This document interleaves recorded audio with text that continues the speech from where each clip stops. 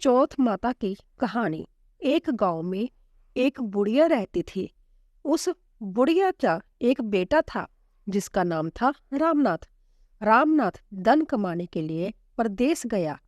बुढ़िया अपने पुत्र के विदेश जाने के बाद बहुत चिंतित और दुखी रहने लगी, क्योंकि उसकी बहू उसे प्राय नित्य खरी खोटी सुनाया करती थी। इसीलिए बुढ़िया प्रतिदिन चिंतित और उदास रहती थी और घर के बाहर स्थित कुएं पर बैठकर रोया करती थी। बुढ़िया का जय कर्म रोज चलता रहा। एक दिन कुएं में से दिए की माँ का नामक एक स्त्री निकली और उसने बुढ़िया से पूछा, बूढ़ी माँ, तुम इस तरह बैठकर क्यों रोती हो? तुम्हें किस बात का कष्ट है? तुम मुझे अपना दुख बताओ, मैं तुम्हारे दुख को दूर करने का प्रयत्न करूंगी। बुढ़िया ने उस स्त्री का प्रश्न सुनकर कोई भी जवाब नहीं दिया और रोती ही रही। दिए की माँ बार बार एक प्रश्न दोहराई जा रही थी। वह बुढ़िया इस बात से झुंझुला उठी। उस बुढ़िया ने दिए की माँ से कहा, तुम मुझसे बार बार ऐसा क्यों पूछ रही हो? क्या सचमुच तुम मेरा दुख जानकर उसे दूर कर दोगी? बुढ़िया की बात सुनकर दिए की माँ ने उत्तर दिया, मैं अवश्य ही तुम्हारे कष्टों को दूर करने का प्रयत्न करूंगी। बुढ़िया ने दिए की माँ का ऐसा आश्वासन पाकर कहा, मेरा बेटा कमाने के लिए परदेश चला गया है। उसके पीछे मेरी बहू मुझे बहुत बुरा भला कहती रहती है। यही मेरे दुख का कारण है। बुढ़िया की बात सुनकर दिया की माँ ने कहा, जहाँ के वन में संकटा माता रहती है, तुम अपना दुख उन्हें सुनाकर कष्ट से छुटकारा पाने के लिए प्रार्थना करो। माँ बहुत दयालु है, दुखियों के प्रति बहुत सहानुभूति रखती है। निसंतानों को संतान, निर्धनों को धनवान, निर्बल को बलवान और अभागों को भाग्यवान बनाती है। उनकी कृपा से सौभाग्यवती स्त्रियों का सौभाग्य अचल हो जाता है। कुमारी कन्याओं को इच्छित वर की प्राप्ति होती है। रोगी अपने रोग से मुक्त होते हैं। इसके अलावा जो भी मनोकामना हो वह सभी को पूरा करती है। इसमें कोई भी संदेह नहीं है। दिए की माँ से ऐसी विलक्षण बात को सुनकर बुढ़िया संकटा माता के पास गई और के चरणों पर गिरकर विलाप करने लगी। संकटा माता ने बड़े ही दयालु होकर बुढ़िया से पूछा, बुढ़िया, तुम किस कारण इतने दुख से बार बार रोती रहती हो? बुढ़िया ने कहा, हे माता, आप तो सब कुछ जानती हो, आपसे तो कुछ भी छिपा नहीं है। आप मेरे दुख को दूर करने का आश्वासन दे तो मैं अपनी दुखद गाथा आपको सुनाऊं। बुढ़िया की बात सुनकर संकटा माता ने कहा, मुझे पहले अपना दुख बताओ, क्योंकि दुखियों का दुख दूर करना ही मेरा काम है। संकटा माता के ऐसा कहने पर बुढ़िया ने कहा, हे माता, मेरा बेटा परदेश चला गया है। उसके घर में ना रहने से मेरी बहू मुझे तरह तरह की बातें सुनाया करती है। उसकी बातें अब मुझसे सहन नहीं होती। इसी कारण परेशान होकर मैं बार बार रोया करती हूँ। बुढ़िया की इस दर्द भरी बातों को सुनकर संकटा माता ने कहा, तुम घर जाकर मेरे लिए मनौती मांग कर मेरी पूजा करो। इससे तुम्हारा बेटा सकुशल घर वापिस आ जाएगा। मेरी पूजा के दिन सुहागन स्त्रियों को आमंत्रित कर उन्हें भोजन कराना। ऐसा करने से तुम्हारा बेटा अवश्य ही तुम्हारे पास आ जाएगा। संकटा माता के कहे अनुसार उस बुढ़िया ने मनौती मांगकर पूजा की और सुहागिन स्त्रियों को भोजन के लिए आमंत्रित किया।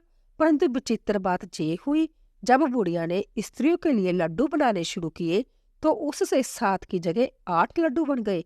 इस बात से बुढ़िया बहुत ही असमंजस में पड़ गई। ऐसा होने का क्या कारण है?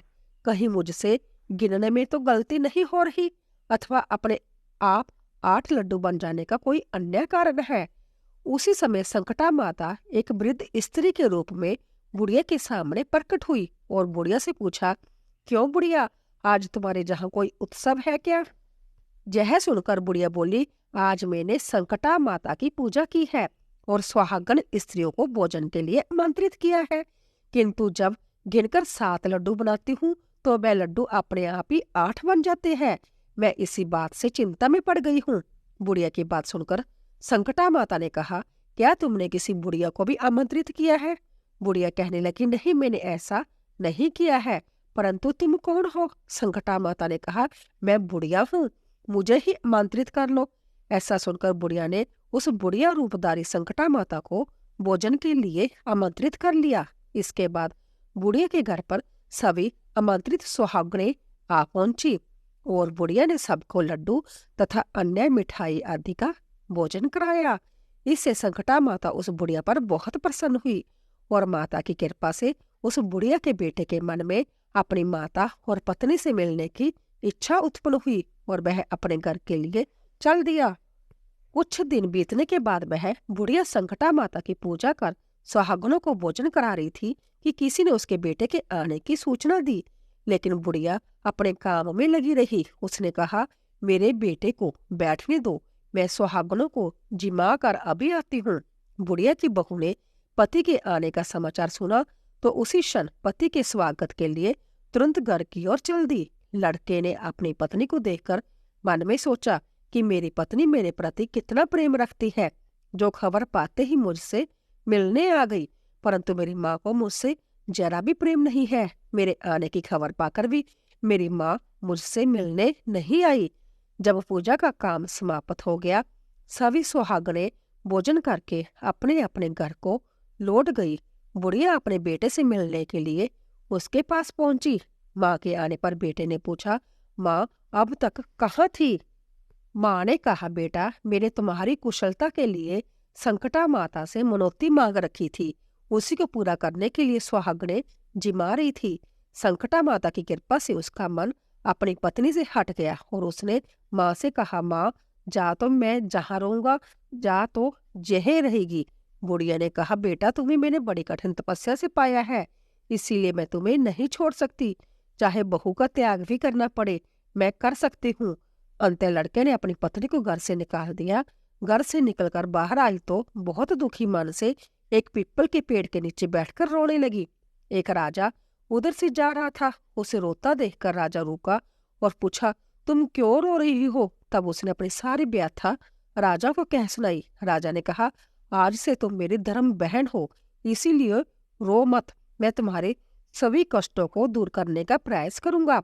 जय कहकर राजा उस स्त्री को अपने महल में लेकर आ गया। महल जाकर राजा ने रानी को सारी कथा सुनाई और रानी ने कहा, देखो आज से मेरी जय धर्म बहन है, इसी महल में रहेगी और इसको किसी भी प्रकार का कष्ट नहीं होना चाहिए। राजा के जहां पहुंचकर कुछ दिन बाद धर्म से प्रेरित होकर रामनाथ की पत्नी ने भी संकटा माता का व्रत आरंभ कर दिया और संकटा माता के निमित्त सुहागनों को भोजन कराने के लिए आमंत्रित किया। उसने रानी को भी आमंत्रित किया। जब सभी सुहागनें लड्डू खाने लगी तो रानी ने कहा, मुझे तो रबड़ी, मलाई और स्वादिष्ट मिष्ठान ही हजम होते हैं, जय पत्थर समान लड्डू कैसे हजम होंगे? ऐसी अवहेलना पूर्ण बातें कहकर रानी ने लड्डू खाने से मना कर दिया। कुछ समय बाद संकटा माता की कृपा से रामनाथ अपनी पत्नी को खोजते हुए राजा के महल में आया। वहां आकर अपनी पत्नी को संकटा माता की पूजा करते हुए देखा तो संकटा माता को हाथ जोड़कर प्रणाम किया और अपनी पत्नी से कहा, प्रिय मेरे अपराध को क्षमा करो। उसकी पत्नी ने कहा, हे नाथ, जय सब परवध से ही होता है, इसमें आपका कोई भी दोष नहीं है। आप मेरे ईश्वर रूप हो, मेरे भी अपराध को क्षमा करे। यह कहकर दोनों ने विधि पूर्वक संकटा माता व्रत कथा सुनी और संकटा माता की पूजा की। पूजा को समाप्त कर सुहागनों को जिमा कर दोनों पति पत्नी अपने घर की ओर प्रस्थान के लिए तैयार हुए। जाते समय रामनाथ की पत्नी ने राजा रानी से कहा, जब मुझ पर दुख पड़ा था तो आप लोगों ने धर्म बहन बनाकर मुझे आश्रय दिया था। यदि आपको किसी भी तरह की सहायता की आवश्यकता हो तो मेरी कुटिया में निसंकोच चले आना। ऐसा कहकर दोनों पति पत्नी अपने घर चले आए। संकटा माता के प्रसाद का निरादर करने के कारण रानी पर भारी संकट आ पड़ा। रामनाथ की बहू के जाते ही उनका राजपाट नष्ट हो गया। ऐसी विपत्ति में पड़कर रानी ने राजा से कहा, ना जाने वह तुम्हारी धर्म बहन कैसी थी, उसके जहां से जाते ही सब कुछ नष्ट हो गया। रानी ने राजा से कहा, जाते समय वह कह गई थी कि जब मेरे ऊपर कष्ट पड़ा था तब मैं तुम्हारे जहां आई और कदाचित तुम्हारे ऊपर कोई भी कष्ट पड़े तो तुम मेरे घर चले आना, इसीलिए हम लोगों को उसके जहां ही चलना चाहिए। ऐसा विचार कर राजा रानी दोनों ही अपनी धर्म बहन के घर गई। वहां जाकर रानी ने कहा, बहन तुम्हारे जाते ही ऐसा क्या हो गया कि हमारी सारी संपत्ति नष्ट हो गई। हम लोग बहुत परेशानी में पड़े हुए हैं। रानी की बात सुनकर रामनाथ की पत्नी ने कहा, बहन, मैं तो कुछ नहीं जानती। मेरी तो सब करता धरता संकटा माता है, इसके अतिरिक्त कोई दूसरा नहीं है। इसीलिए मेरी राय में तुम संकटा माता से अपनी भूलों के लिए क्षमा याचना करो। उन्हीं की मान मनौती से तुम्हारा काम बन जाएगा। तुम्हारे सारे बिगड़े काम अपने आप सुधर जाएंगे। रामनाथ की पत्नी की बातें सुनकर रानी ने श्रद्धा भक्ति से संकटा माता का व्रत किया और सुहागनों को जिमाकर अनजाने में हुई अपनी सब भूलों के लिए संकटा माता से बार बार क्षमा मांगी। रानी के ऐसा करते ही संकटा माता प्रसन्न हो गई और रात में रानी को स्वप्न में कहा, तुम दोनों पति पत्नी अपने महल को चले जाओ। वहां जाकर मेरी पूजा करना और मेरे निमित्त सुहागनों को जिमाना। ऐसा करने से तुम्हारा गया हुआ राजपाट तुम्हें दोबारा वापस मिल जाएगा। सुबह होते ही रानी ने अपने स्वप्न की बात राजा को बताई। रानी की बात सुनते ही राजा उसी क्षण रानी को साथ लेकर अपने महल की ओर चल दिया। महल में आने के बाद राजा रानी ने संकटा माता के कहे अनुसार पूर्ण भक्तिभाव से माता संकटा की पूजा की और सुहागनों को भोजन कराया। ऐसा करने से उनका बिगड़ा हुआ सारा समय सुधर गया और सारा राजपाट उन्हें वापस मिल गया और वह पहले की तरह राजा को भोगने लगे। बोलो संकटा मैया की जय। इस प्रकार संकटा माता की व्रत कथा समाप्त हुई। अब आइए श्रवण करते हैं गणेश जी की कथा। प्राचीन समय की बात है, एक छोटे से गांव में एक गरीब किसान रहता था जिसका नाम माधव था। माधव की भगवान गणेश में अत्यधिक श्रद्धा थी। वह प्रतिदिन सुबह उठकर भगवान गणेश की पूजा करता और फिर खेतों में काम करने को चला जाता। माधव का जीवन बेहद कठिन था। बारिश की कमी, फसल की बर्बादी और गरीबी ने उसे लगातार परेशान किया, लेकिन उसने कभी भी अपनी आस्था नहीं खोई। वह भगवान गणेश के समर्पण से यह मानता था कि एक दिन उसकी कठिनाइयां समाप्त होगी और उसके जीवन में सुख समृद्धि आएगी। माधव की पत्नी जानकी भी अत्यंत धार्मिक थी। वह अपने पति के साथ हर दिन पूजा पाठ में शामिल होती थी। दोनों पति पत्नी ने यह संकल्प लिया था कि जब तक उनके जीवन में सुख समृद्धि नहीं आती, वह संकटहरी चतुर्थी का व्रत करेंगे और भगवान गणेश की आराधना करेंगे। हर महीने की चतुर्थी को वह भगवान गणेश की पूजा करते और उपवास रखते। एक वर्ष गांव में भयंकर अकाल पड़ा। खेतों में पानी नहीं था और फसलें सूखने लगी। गांव के लोग भूखे मरने लगे। माधव के पास भी कुछ नहीं बचा। उसने अपना सारा अनाज बेच दिया, लेकिन फिर भी परिवार को पालने के लिए प्राप्त नहीं था। उसकी पत्नी जानकी और बच्चे भूख से तड़फने लगे। माधव ने अपनी आस्था बनाए रखी और भगवान गणेश के सामने प्रार्थना की कि हे विघ्नहर्ता, मेरे परिवार के इस संकट को दूर करो। मेरे पास अब कुछ भी नहीं बचा है, लेकिन मुझे आप पर पूर्ण विश्वास है। कृपया मेरी प्रार्थना सुने। रात को माधव के सपने में भगवान गणेश प्रकट हुए। वह अपने विशाल कार्य रूप में प्रकट हुए और कहा, माधव, तुम्हारी भक्ति और समर्पण से मैं प्रसन्न हूँ। कल जब सूरज उगेगा, तुम्हारे खेत में जीवन का संचार होगा। तुम चिंता मत करो, तुम्हारे संकट जल्द ही समाप्त होंगे। अगले दिन माधव ने देखा कि उसके खेतों में जो फसलें सूख चुकी थी, वे अचानक हरी भरी हो गई। आसमान में बादल गिराए और जोरदार बारिश शुरू हो गई। माधव का खेत हरा भरा हो गया और उसे अपने खेत से भरपूर अनाज प्राप्त हुआ। गांव के लोग इस चमत्कार को देखकर हैरान रह गए और भगवान गणेश की महिमा का गुणगान करने लगे। समृद्धि के कुछ वर्षों के बाद माधव के जीवन में एक और कठिनाई आई। गांव में एक भयंकर बीमारी फैल गई और माधव के दोनों बेटे भी इस बीमारी की चपेट में आ गए। माधव और जानकी दोनों ने अपने बेटों का इलाज कराने की कोशिश की, लेकिन कोई भी दवा कम नहीं कर रही थी। डॉक्टरों ने कह दिया था कि अब कुछ नहीं किया जा सकता। एक बार फिर माधव और जानकी ने भगवान गणेश की शरण ली।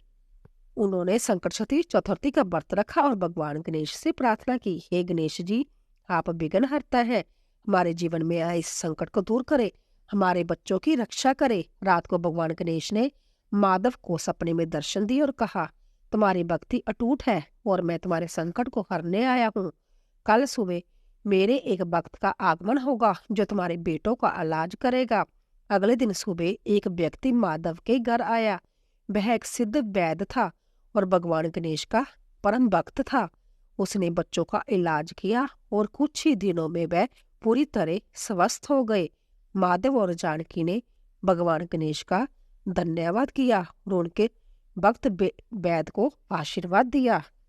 अब माधव का जीवन शांतिपूर्ण हो गया था। उसका खेत भरपूर फसल देने लगा था और उसके बच्चे भी स्वस्थ हो गए थे। परिवार में सुख शांति का वास था। लेकिन जैसे जैसे समय बीतता गया, माधव के मन में थोड़े थोड़े घमंड और लोभ का भाव आने लगा। उसे लगने लगा कि अब वह सब कुछ संभ्या के परिश्रम से प्राप्त कर सकता है और उसकी भगवान गणेश में आस्था धीरे धीरे कम होने लगी। एक दिन माधव ने भगवान गणेश की पूजा करना बंद कर दिया। उसने संकटचतुर्थी चतुर्थी का व्रत भी छोड़ दिया। अपने धन और समृद्धि में खो गया। जानकी ने उसे कई बार समझाया, लेकिन वह उसकी बातों को अनसुना कर देता था। जल्द ही उसके जीवन में फिर से संकटों का दौर शुरू हो गया। उसके खेतों में कीड़े लग गए, फसलें खराब होने लगी और उसकी आर्थिक स्थिति फिर से खराब हो गई। उसके बच्चे बीमार पड़ने लगे और जानकी भी बीमार हो गई। अब माधव को अपनी गलती का एहसास हुआ। उसने समझा कि उसने भगवान गणेश की कृपा से प्राप्त सभी सुखों का घमंड किया और उनकी पूजा छोड़ दी, जिससे उसके जीवन में फिर से संकट आ गए। माधव ने फिर से भगवान गणेश की शरण ली। उसने संकटचतुर्थी चतुर्थी का व्रत शुरू किया और भगवान गणेश से माफी मांगी। उसने संकल्प लिया कि अब वह कभी घमंड नहीं करेगा और हमेशा भगवान गणेश की पूजा करेगा। उसने पूरे गांव में भगवान गणेश का एक भव्य मंदिर बनाने का संकल्प लिया ताकि गांव के सभी लोग गणेश जी की आराधना कर सके। माधव के पश्चाताप से भगवान गणेश प्रसन्न हुए और फिर से उसके जीवन में सुख शांति और समृद्धि लौट आई। उसके खेतों में फिर से फसलें लहरा उठी। उसकी पत्नी और बच्चे स्वस्थ हो गए। उसका परिवार फिर से खुशहाल हो गया। माधव ने भगवान गणेश का मंदिर बनवाया और वहां हर महीने की संकटचतुर्थी चतुर्थी को गांव के सभी लोग आकर भगवान गणेश की पूजा करने लगे। उस गांव में भगवान गणेश की कृपा से कोई भी संकट नहीं आता था और सभी लोग सुख समृद्धि में जीवन व्यतीत करने लगे। गणेश जी का आशीर्वाद और समृद्धि का स्थायी वास गांव में बने मंदिर की महिमा दूर दूर तक फैल गई। लोग दूर दूर से भगवान गणेश के दर्शन करने के लिए आने लगे। हर संकटचतुर्थी चतुर्थी पर विशेष पूजा और हवन का आयोजन होता, जिसमें गांव के लोग और बाहर से आए भक्त भी शामिल होते। कहा जाता है कि इस मंदिर में जो भी भक्त संकटचतुर्थी चतुर्थी का व्रत रखता और भगवान गणेश की पूजा करता, उसके जीवन से सभी संकट दूर हो जाते। माधव अब पूरी तरह से भगवान गणेश के चरणों में समर्पित हो चुका था। उसने अपने जीवन के बाकी दिन भगवान गणेश की सेवा में बिताए। उसकी श्रद्धा और भक्ति के कारण गांव में हमेशा सुख और समृद्धि का वास रहा। बोलिए सियापति रामचंद्र जी की जय। गौरी पुत्र गणेश भगवान की जय।